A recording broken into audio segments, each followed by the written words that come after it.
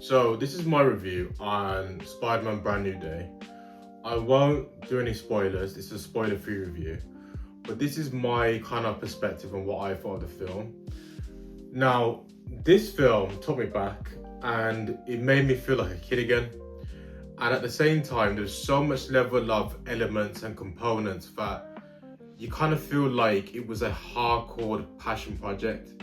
Like you felt like Tom Holland, Kevin Feige, all came together in this room and really tried to break it down in hours and hours on end. How do we make this traditional? How do we make it fan service? But also how do we make it grounded as a film? How do we bring out elements from the previous films, from the video games, comic books, you name it? And you feel like they achieved this accomplishment, but they also try to make it very raw as possible. The cinematography itself was absolutely incredible. There's different shots where Peter is swinging through the city and the camera's either on his shoulder, on his chest, and it kind of gives this G-force effect. So when he's falling downwards, you can see the camera on his chest. You can only see his legs swinging back and forth. And it kind of gives you that feeling of, G-force, and you're going to feel like you're going to hit the ground. And there was moments where I felt I was kind of shaking a little bit in those moments. The cinematography in terms of, the close-up shots when he's swinging, you can see the speed hitting the mask. The mask is wrinkling. You can see the camera going into his lens. You can see his eyes and you can hear him breathing through the mask. Those different attention to details kind of bring the sequences to life, but also make you feel more immersed with him. For color grading, in terms of the way how his suits blends with the skyscrapers was really well done. The skyscrapers really blue, but then the red will pop out more. You see shots where the buildings are kind of orange with the color grading, and you see him wearing red outfits and kind of sticks out even more, those aspects as well. The storyline itself is very grounded, very rooted, and I try to make it more like a highlight sequence in terms of who he's been facing over the years, but I don't really go into the heavy depth of who the main villain is in terms of traditional villains. So I thought it was Scorpion, but it doesn't really land as Scorpion. Scorpion's in the film, but they don't really give him a stronger purpose in the film. He's only like a placeholder. So one character kind of uses Scorpion for this sequence, and then they use this character for that sequence here and there. I felt that the way how they handle the situation between Peter, MJ, and Ned, it's more about the emotional depth that Peter's gone through. They kind of explain the fact that Peter hasn't seen them for 4 years, and it's about him kind of reminiscing the past. He's struggling to let go. He's trying to write letters, and he's trying to work out ways to kind of engage with them, but also trying to keep his distance at the same time.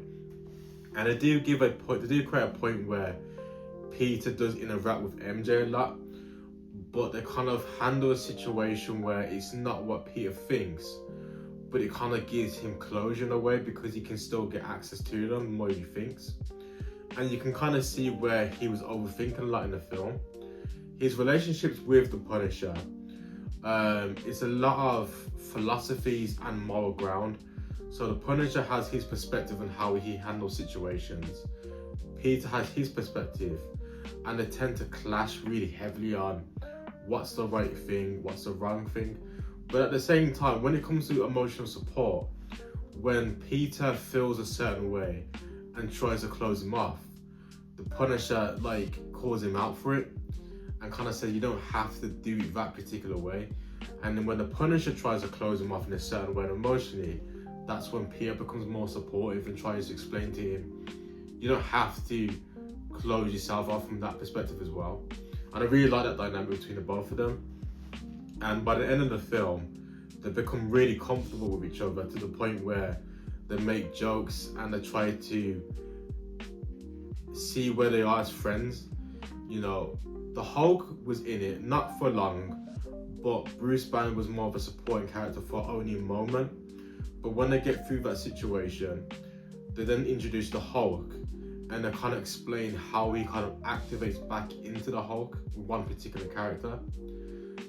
The Hand had a good fight sequence, which is pretty cool, but it was also about trying to pull out Peter's emotions of, is he Peter or is he Spider-Man? But then at the same time, I love that this comes back to his emotions of how much he's trying to juggle them. And it does kind of like take a lot of components from Spider-Man 2 with Tobey Maguire, but in reverse. The fight scenes were kind of based from the video game. So there's a lot of sequences that he does in the fight scenes, the way he dodges, the way he moves, the speed. You can play the video game, but like, I know that move, I know that move. There's certain moves that you feel like that would be cool if it was in the game. So there's a lot of really cool callbacks.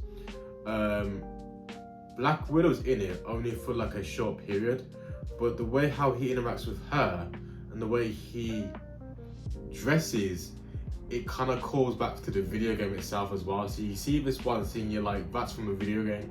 So there's so many really cool throwbacks here and there. But as the film itself, it's really well grounded, really emotional, very action packed. It's like probably the most action packed Spider-Man film in a while. But it also has its own elements. It's kind of like he's taking parts from Andrew, Tobey, and then trying to work out ways how he can kind of blend them together, but kind of make it his own. They do handle the situation with Aunt May in terms of his grief and what he's been doing in those situations. It was pretty cool. But then they also try to work out how he uses his grief to support other people. And I thought that was really kind of meaningful, because Tom Holland's movies were more about emotional morals and trying to stand them out even more so. Whereas Tobey and Andrew, it was more like learning as you go along. But Tom's, it was more about him trying to teach those morals as much as possible. And I really thought it was a good film. A lot of comic references, a lot of covers. There's one with the Punisher and Spider-Man at the very end. You can kind of see that reference straight away. And I had a really good time. It's something that I definitely would recommend. There is one post-credit scene. It's not really something kind of worth watching, but if you're gonna watch it, it's not really that spectacular. It's just a little 5-second thing, but it does kind of create more curiosity for where Spider-Man's going. But other than that, I had a great time. I do recommend watching it, and I might potentially drop a spoil review maybe next week or the week after. But other than that, I had a blast with it, and I hope you enjoyed the film. I hope that you subscribe to my channel and drop a like, and hopefully I'll drop more.